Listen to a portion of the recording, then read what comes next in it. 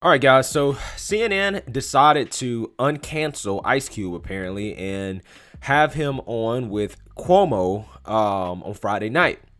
Now, I caught the segment, and towards the end, I think that's where it really got interesting because they started to talk about the wealth gap and building wealth. And I have some things I want to say about that I've been meaning to make a video about. But before we get into that, my name is Greg Foreman, and you're watching a Black Conservative Perspective. Make sure you like, comment, and subscribe. Most importantly, share a Black Conservative Perspective, aka a liberal's worst nightmare. You can also follow me on Twitter at GForemanBCP.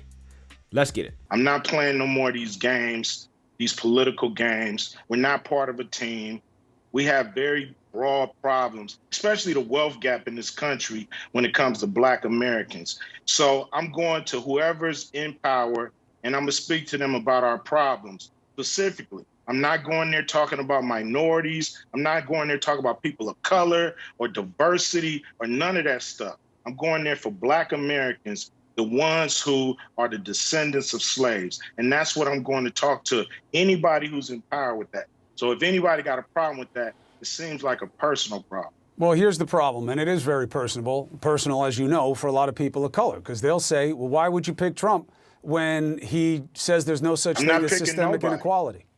I'm not picking nobody. He's the president. I think I did get it wrong, and I want to make sure I get it right. So saying you're working with the Trump team is wrong. What you did was, when they asked to talk to you about it, you said yes. If Biden had asked to talk to you about it now, you would have gone to them the same way. It's not about you choosing anything. It's you working with everybody who's got a chance of doing anything.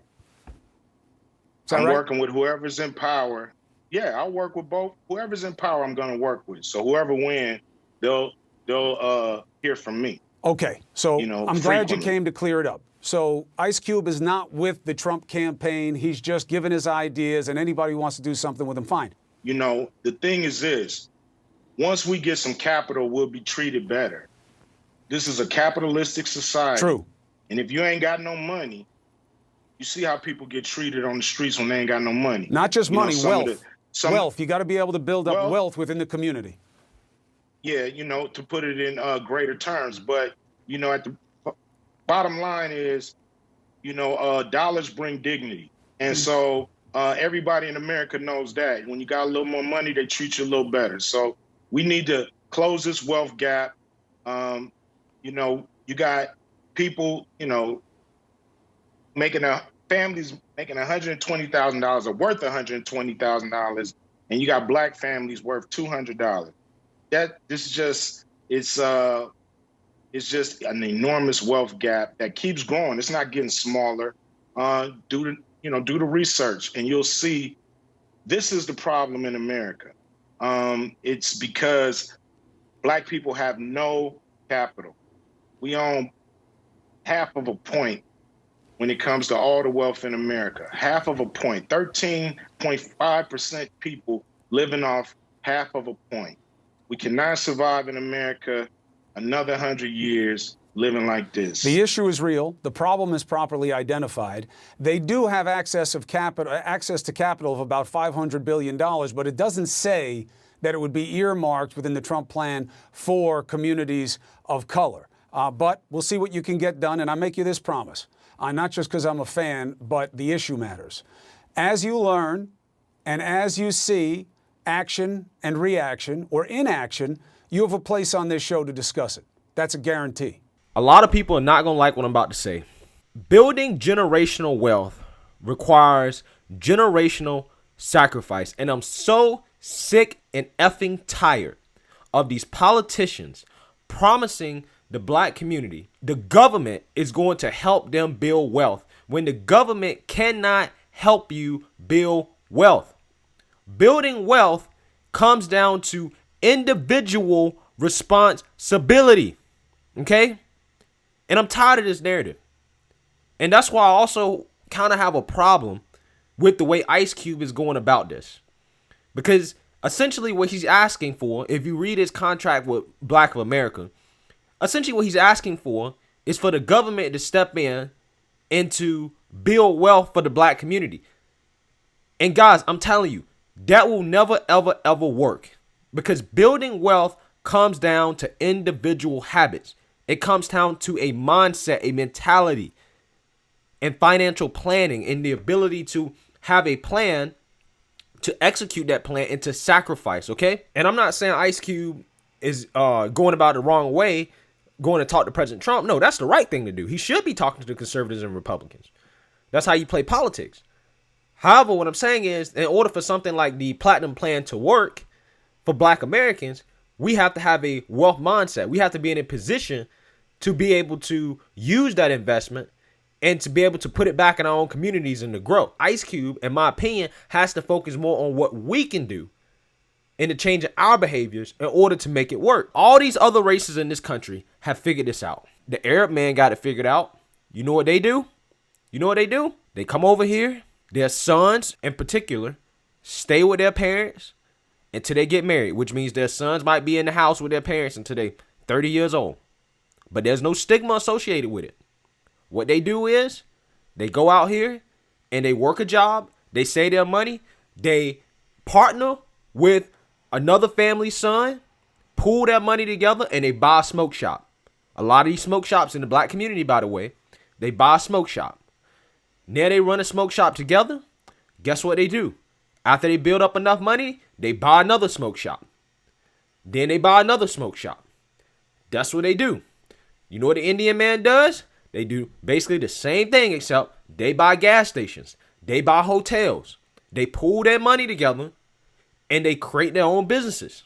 Okay? You know what the Asian man does? They ingrain in their kids at an early age that education is the most valuable thing in their life, which means that they don't accept B's, B minuses, B pluses, A minuses. They want just A's, and they expect nothing but excellence, okay, when it comes to education. And you know what they do? They push their kids into fields where they're likely to make high incomes. When they go to college, they make sure their kids get a high return on investment when they go to college. They major in engineering. They major in physical sciences, life sciences. Asians send their kids to school to become doctors, lawyers, engineers, things that are going to make a lot of money so they can easily build wealth. That's what they do. But we send our kids to school to become social workers and teachers. We got too many of that. We got way too many Black social workers and teachers. We don't need more of that. We need more Black lawyers, Black doctors, Black investment bankers. That's what we need. And a lot of people are going to be hurt by this. A lot of people are going to be hurt. But these is nothing but the hardcore facts that liberals won't tell you, but I'm telling you. This even shows up at the top of academia when it comes to PhDs. 41% of our Black doctorates, I have doctorates in education. There's no money in education. I'm sorry. There's just not. And I'm just saying that's not the main thing. I'm just outlining the differences in the habits. Okay? Because that's what it comes down to. This is not something that the government can fix for us. You know what we also do? We also spend our money on depreciating assets. You know what a depreciating asset is? A car, jewelry, shoes, expensive clothes, things that don't generate wealth. Guys, I'm from one of the poorest parts of North Carolina, one stoplight country town. I don't live there now, but that's where I'm from. And I've seen people living in single wide trailers, driving around in Cadillac Escalades. The car is worth more than the house. But y'all sitting here talking about why Black people ain't got wealth. We don't have wealth because we don't have a wealth mindset. We don't take the time to educate ourselves and to put in the effort that it takes to build wealth in this country and to sacrifice. It requires sacrifice, guys. Before I started doing this, I worked in financial services. I've had an opportunity to work with clients from $1 million accounts to $100 million accounts. And what I've learned is that every single last one of those people who've built wealth, we're talking about high net worth individuals. They have real estate, they have their own business, or they have high incomes. They went into fields with high incomes in which they rigorously sacrifice and save their money to build up their assets over time by investing in the stock market. That's what they did. That's what they did. And this is not a secret. This is not something that, the government is hiding from people that people can't find out and know. I like where Ice Cube is coming from. He wants to help, but the answers that he's seeking are within himself. Okay? Ice Cube made money and took his money and started making movies. Ice Cube started a basketball league. Ice Cube took his money and invested in appreciating assets. That's what he did. But you have rappers nowadays, and they was doing it back then too, but you have rappers nowadays that go out here and make millions of dollars and put all their money into jewelry. Put all their money into expensive clothes, into cars, into women, things that don't appreciate and value. They're not investing that money back in the black community. But then we want to sit here and look at everybody else and ask them, what can they do for us, or why we not doing better than them? When all the other immigrant groups got it figured out. Even the Hispanic community got it figured out. They got their own tax offices. We seen it. They got their own credit unions. They got their own laundromats. They got their own restaurants. Everybody seen the part of town that's Little Havana, Little Mexico. Everybody seen it. And people might say what I'm saying is racist. It's not racist. What I'm saying is 100% facts. The difference is cultural. And I'm sick and tired of people talking about the wealth gap between black Americans and everybody else, but never talk about the behaviors in the black community that contribute to the wealth gap. We don't build wealth because we put all our money in assets that don't make any money. We put all our money in assets that don't appreciate. That's why. That's why. It ain't because, the government has been stopping us for this long and we've been so oppressed. That's not it. I'm sorry. How is it that every other group can succeed and make money in this country and build wealth, but black people can't? It's cultural. And I'm sick and tired of the excuses, man. And people might say, "Oh, you're uneducated. You don't understand the effect of redlining and lending discrimination and all this." And it's like, no, I do understand the effect of it. But you know what my answer to that is? You know what my answer is? All these people like Jay-Z, Ice Cube, LeBron James, Beyonce, Diddy, that got hundreds of millions of dollars and all these connections. If you believe there's a disparity in lending, if you believe that the banking system isn't treating us right, why don't you start your own bank? I mean, you got NFL players. Collectively, they get paid $4.6 billion a year. Basketball players get paid billions of dollars a year collectively. Entertainers get paid billions of dollars a year collectively. Y'all can't pull y'all money together and start a bank? Where you can help address some of these problems that you say exist? But you want to look at the government to fix your problems, and you don't even want to do it yourself. I'm tired of people asking for government handouts. And this is also a reason why I always laugh at the reparations people. Because the reparations people always want to talk about, well, we have a debt owed, and it's all about restitution. And not nail one of them can make a practical argument for reparations. Not one of them can make a practical argument for it.